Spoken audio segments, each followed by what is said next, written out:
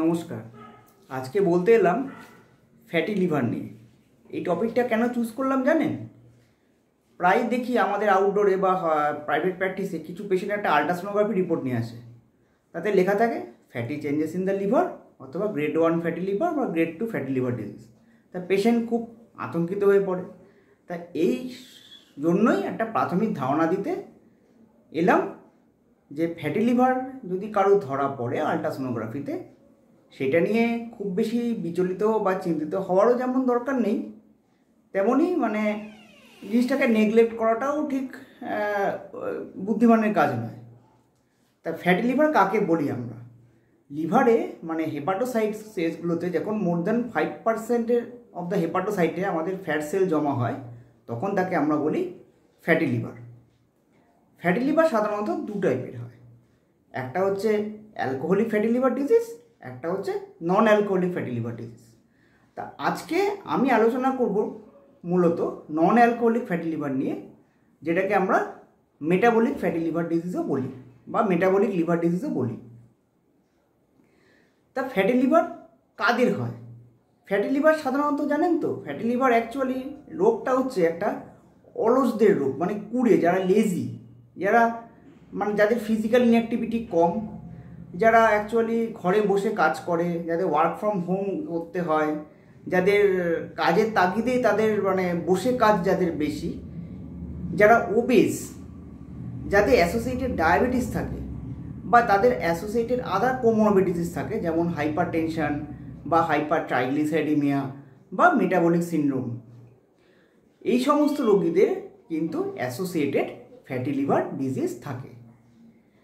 এছাড়াও ফ্যাটি লিভারের সাথে হাইপোথাইরয়েডের অ্যাসোসিয়েশন থাকতে পারে, যেহেতু ওবেস পেশেন্ট তার জন্য অবস্ট্রাকটিভ স্লিপ অ্যাপনিয়াও থাকতে পারে, এবং পলিসিস্টিক ওভারিয়ান সিনড্রোম এবং ভিটামিন ডি ডেফিসিয়েন্সিও ফ্যাটি লিভারের সাথে অ্যাসোসিয়েটেড থাকতে পারে।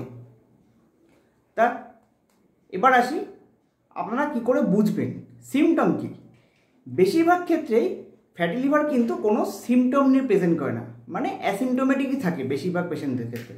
কোনো কারণে হয়তো একটা আল্ট্রাসাউন্ড করতে হচ্ছে পেশেন্টের, তখন দেখা যায় যে লিভারে আল্ট্রাসোনোগ্রাফিতে ফ্যাটি লিভার ডিজিজ বলেছেন রেডিওলজিস্ট। কোনো কোনো রোগীর ক্ষেত্রে একটা ভেগ রাইট আপার কোয়াড্রেন্ট একটা পেন হলেও হতে পারে, এছাড়া কিন্তু কোনো সিমটম থাকে না।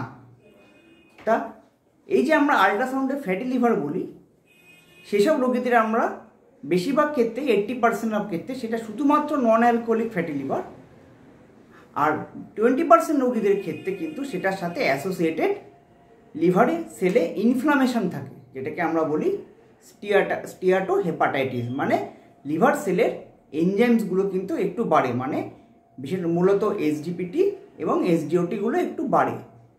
সেই ক্ষেত্রে কিন্তু চিন্তার বিষয় আছে, কারণ আমাদের দেশে যত শতাংশ রোগী ডিকম্পেনসেটেড ক্রনিক লিভার ডিজিজে ভোগেন, তার বেশিরভাগই কিন্তু মূলত কারণ ফ্যাটি লিভার ডিজিজ। সেটা পরবর্তীকালে ন্যাশ হয় এবং পরবর্তীকালে সিরোসিসে হতে পারে, এবং সিরোসিস থেকে কিন্তু সেটা হেপাটোসেলুলার কার্সিনোমাতেও টার্ন নিতে পারে। সুতরাং এত চিন্তিত হওয়ার কারণ নেই। সুতরাং আমাদের ক্ষেত্রে আগেই আমাদের ফ্যাটি লিভারটাকে আমাদের কন্ট্রোল করতে হবে। যেসব রোগীদের ক্ষেত্রে ন্যাশ হচ্ছে, তারা ডাক্তারবাবুর সাথে যোগাযোগে রাখবেন। তারা কিছু নন ইনভেসিভ বায়োমার্কার কিছু টেস্ট আমরা করি, এবং ফাইব্রোস্ক্যান দরকার লাগে এন্ডোস্কোপি করে আমরা দেখি যে তাদের আদৌ তারা সিরোসিসের স্টেজে পৌঁছচ্ছেন কি না। তাহলে এবার আসি, ফ্যাটি লিভার থাকলে আপনারা কি করবেন? মূলত যেটা করতে হবে, ফিজিক্যাল এক্সারসাইজ কিন্তু করতে হবে। কুড়ে হয়ে বসে থাকলে চলবে না। প্রতিদিন আধ ঘন্টা থেকে 1 ঘন্টা জগিং, সাইক্লিং বা হাঁটা, যেটাকে আমরা অ্যারোবিক এক্সারসাইজ বলি, করতে হবে, যাতে বা এমন হাঁটুন যাতে অন্তত ঘাম ঝরে। এবং ডায়েটেও কিন্তু পরিবর্তন আনতে হবে। ডায়েট বলতে অনেকেই ভাবে ফ্যাটি লিভার হয়েছে তাহলে আমি বলি ফ্যাট খাওয়া সব ছেড়ে দেবো, না। ফ্যাটি লিভারে কিন্তু আপনাদের কার্বোহাইড্রেট ডায়েটটাই আপনাদের মূলত রেস্ট্রিকশন করতে হবে। যেমন মিষ্টি খাবেন না একদমই, কার্বোহাইড্রেট বর্জন করবেন।